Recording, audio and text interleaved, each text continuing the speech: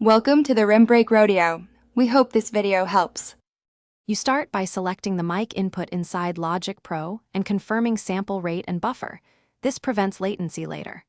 Once done, create a new audio track and enable monitoring and record arm it so you can hear and test immediately.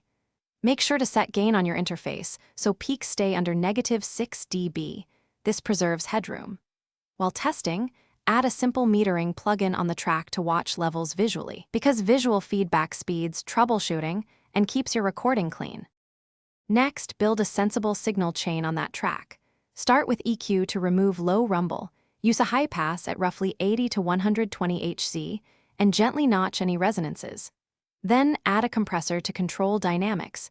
Try a 3:1 ratio with a short attack to keep presence and a moderate release so it breathes. Once balanced, insert a de-esser for sibilance and subtle saturation for warmth.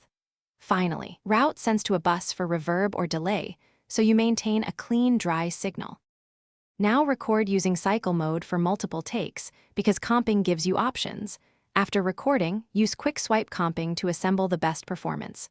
Once compiled, edit trims and add short fades to avoid clicks, then normalize or adjust gain to taste. Use flex time only for small timing fixes to avoid artifacts. Finally, bounce in place or export stems at the session's sample rate and bit depth.